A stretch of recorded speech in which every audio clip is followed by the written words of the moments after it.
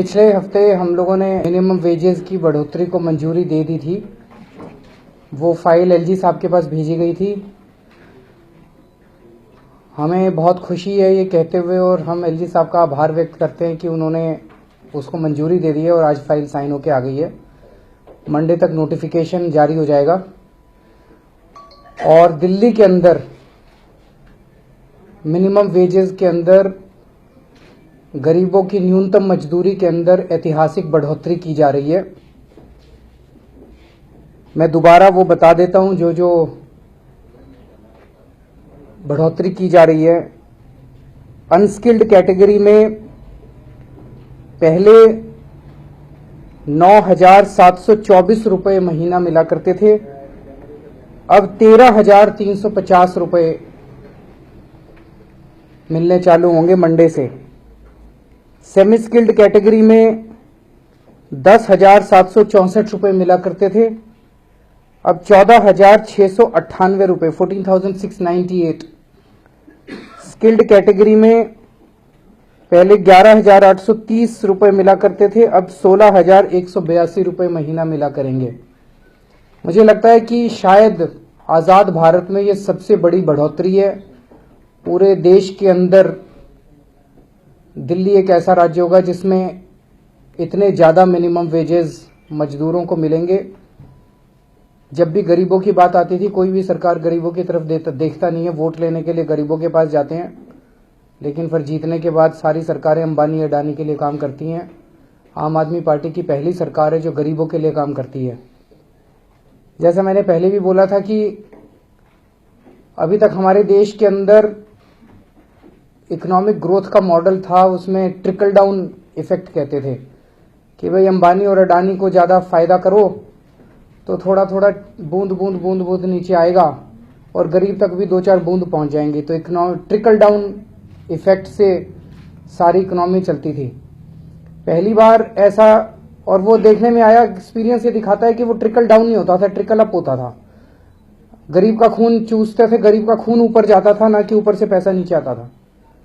पहली बार ऐसे हो रहा है कि गरीबों की जेब में सीधा कोई सरकार पैसा डाल रही है, गरीबों की जेब के अंदर सीधा पैसा पहुंचाया जा रहा है, और इससे लाखों, इसका हमारे पास कोई एस्टिमेट नहीं है, लाखों परिवारों को दिल्ली के अंदर सीधे फायदा होने वाला है। जो कुछ ट्रेड एसोसिएशंस और इंडस्ट्री एसोसिएशंस के उनके कुछ डाउट्स हैं, उनसे मैं अपील करना चाहता हूं कि आप सब लोग सहयोग कीजिए। आपको डरने की कोई जरूरत नहीं है, क्योंकि अगर गरीब की जेब के अंदर पैसा जाएगा तो डिमांड बढ़ेगी, और डिमांड बढ़ेगी तो आपके प्रोडक्ट्स और बिकेंगे।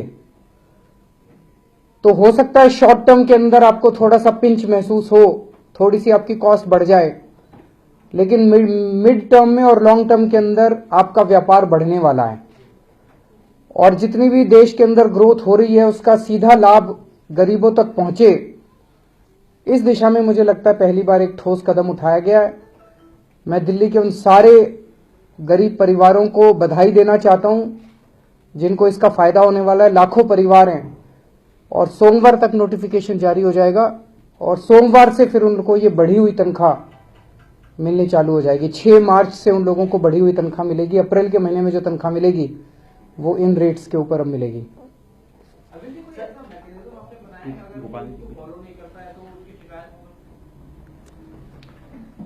देखिए, अभी अरविंद जी ने जो बताया है उसमें न्यूनतम वेतन अधिनियम 1948 की धारा 3 है, जिसके तहत हर 5 साल में मजदूरों का न्यूनतम मजदूरी बढ़नी चाहिए नए मूल्यांकन के आधार पर। लेकिन लगभग दिल्ली के अंदर पिछले 22-23 सालों से मजदूरी नहीं बढ़ी, और उसी के आधार पर इनको दी जा रही थी। दिल्ली में 2011 की जनगणना के अनुसार लगभग 54 लाख वर्किंग पॉपुलेशन है, और आज वो बढ़ करके अराउंड करीब 60 लाख के आसपास पहुंच चुकी है, जिनमें से 10 लाख सेल्फ एम्प्लॉयड लोग हैं। उसके अलावा करीब 40 से 50 लाख लोग हैं जो न्यूनतम मजदूरी पर, मिनिमम वेज पर दिल्ली के अंदर काम करते हैं। तो इस फैसले से दिल्ली में 40 से 50 लाख लोगों के जिंदगी में, मतलब ये जो हम तो दिवाली पर ही ये तोहफा देना चाहते थे, लेकिन शुक्रिया है एलजी साहब का कि कम से कम होली आते आते मजदूरों को ये तोहफा दिल्ली सरकार दे पाई। और इसमें ट्राईपाइट कमेटी हम लोगों ने बनाई थी, जिसमें 5 मेंबर थे मजदूर यूनियंस के और 5 मेंबर्स थे जो एम्प्लॉयर्स के, जिसमें सीआईआई, फिक्की, डीएमआरसी, पीडब्ल्यूडी और एसोचेम, इनके भी प्रतिनिधि थे, सरकार के प्रतिनिधि थे। और इन सब लोगों के आपसी समिति के जांच पड़ताल के बाद ये प्रस्ताव सरकार के पास आया था। सरकार ने उसके बाद इसको स्वीकार किया कैबिनेट ने, और आज एलजी साहब ने निर्णय लिया है। और मंडे से, जैसा कि अरविंद जी ने अभी कहा है कि मंडे से दिल्ली के अंदर ये लागू हो जाएगा और अगली जो तनख्वाह है उसमें सभी लोगों को मिलेगा। दूसरा, अभी आज हमने डिपार्टमेंट की मीटिंग की है। सबसे बड़ी शिकायत आती है मॉनिटरिंग को लेकर के, कि जिन लोगों का मिनिमम वेज आज की तारीख में है उनको भी ठीक से नहीं मिलता है।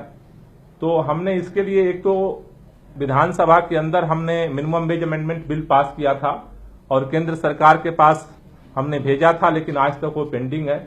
आज हम ये भी निवेदन करना चाहते हैं केंद्र सरकार से कि दिल्ली सरकार ने मजदूरों की मिनिमम वेज बढ़ाए हैं, न्यूनतम मजदूरी बढ़ा दी है, लेकिन उनमें कोई कटौती ना करे, कोई चोरी ना करे। इसलिए उस कानून को प्लीज आप पास करें, जिससे कि हमारे हाथ मजबूत हो सके और हम मॉनिटरिंग कर सकें। लेकिन कानून जब तक वो नहीं पास होता है, अंतरिम तौर पर हम दिल्ली सरकार लेबर डिपार्टमेंट की तरफ से स्टेट लेवल पे और हर डिस्ट्रिक्ट लेवल पे मॉनिटरिंग कमेटी बना रहे हैं जो इसकी निगरानी करेगा।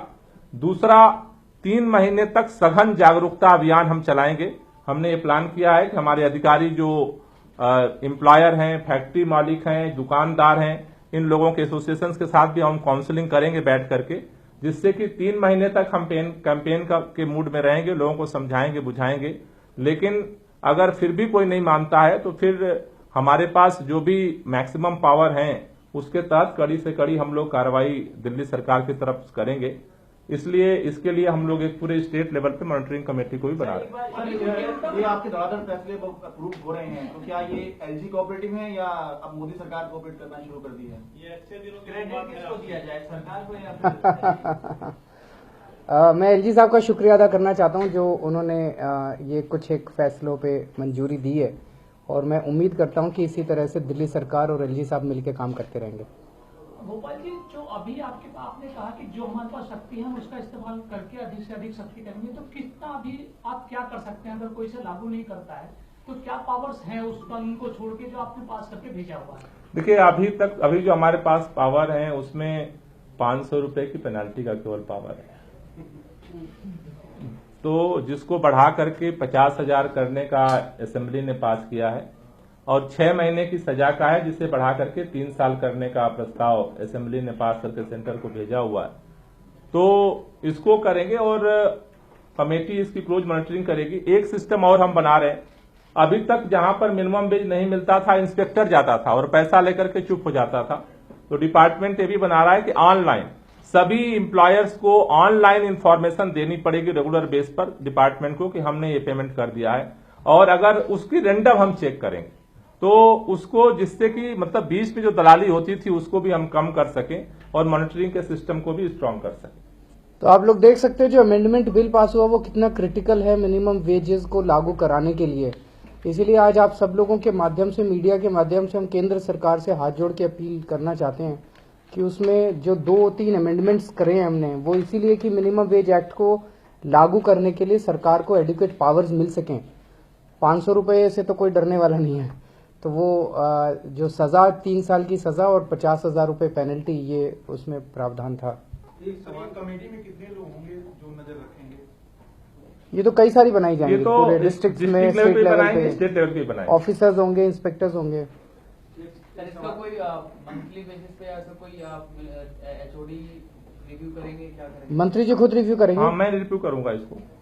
जैसे इन्होंने बताया कि हर एम्प्लॉयर को अपनी वो रिटर्न फाइल करनी होगी, उसको देना होगा ब्यौरा कि वो मिनिमम वेजेस दे रहा है कि नहीं दे रहा, उनकी फिर रैंडम चेकिंग की जाएगी। मुख्यमंत्री जी, एक सवाल ये है, इस वक्त चल रहा है कि जीडीपी जो सरकार ने पेश की है वो मैनिपुलेटेड था, आप इसके बारे में क्या कहेंगे? सारा देश जानता है जी मैनिपुलेटेड है, झूठ का पुलिंदा है, लोगों को यकीन होना ही बंद हो गया है केंद्र सरकार के ऊपर।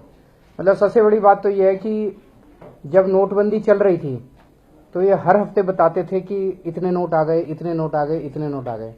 अब 3 महीने हो गए, अब इनको ये नहीं बता रहे कि टोटल कितने नोट आ गए, वो कह रहे हैं अभी भी नोट गिन रहे हैं। तो वो गिना तो लिए इन्होंने, तो सब कुछ झूठ के ऊपर, सारी जीडीपी के फिगर्स गलत हैं, सब कुछ गलत है, लोग देख रहे हैं। सर, इंडस्ट्री भी कह रही है कि वो कोर्ट जाएंगे इसके खिलाफ। उनका ये कहना है कि एसोचैम, फिक्की और आपने जो सीआईआई को लिया है वो दिल्ली की जो रियल इंडस्ट्री, खासकर जो इंडस्ट्री एरिया पे ज्यादा प्रभाव पड़ेगा, वो कह रहे हैं वो उनको रिप्रेजेंट नहीं करते।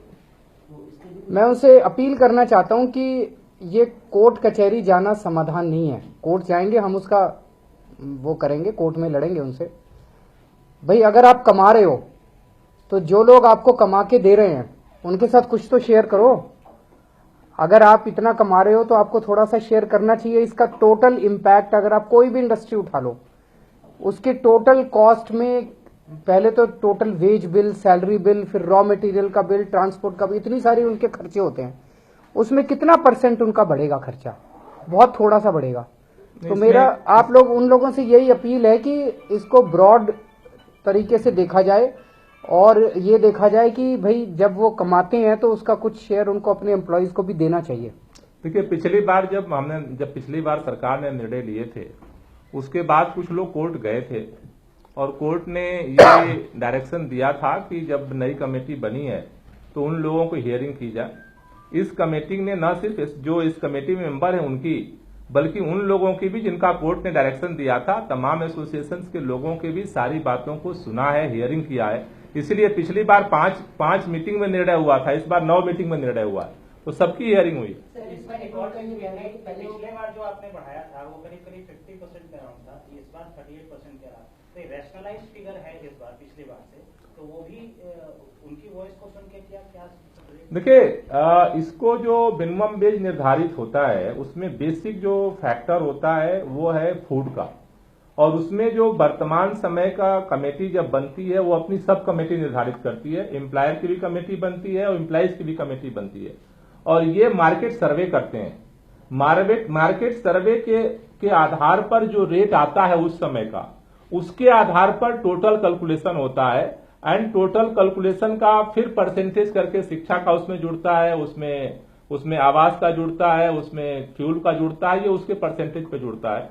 तो वो मई के महीने में वो सर्वे हुआ था पहली बार, एंड सेकेंड जो हुआ दिसंबर के महीने में हुआ है।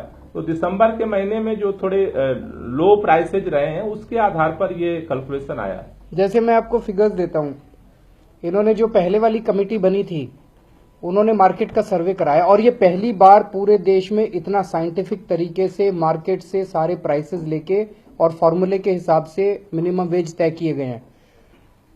उन्होंने जब अप्रैल वाली कमेटी ने मार्केट का सर्वे कराया तो फूड का बिल एक 3 मेंबर्स की फैमिली के लिए 8,440 रुपए आया उस टाइम अप्रैल में।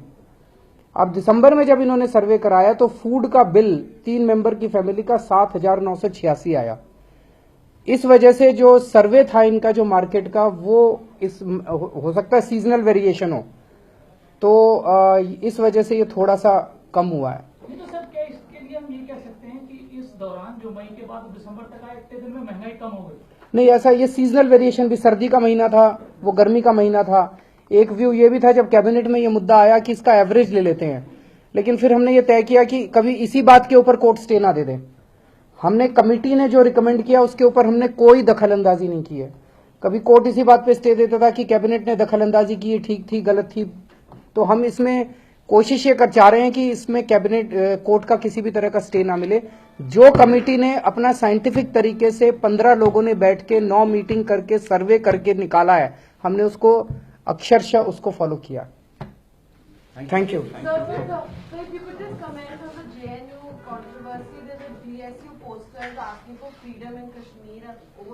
आज आप इसको चलाओ, ये ज्यादा जरूरी है।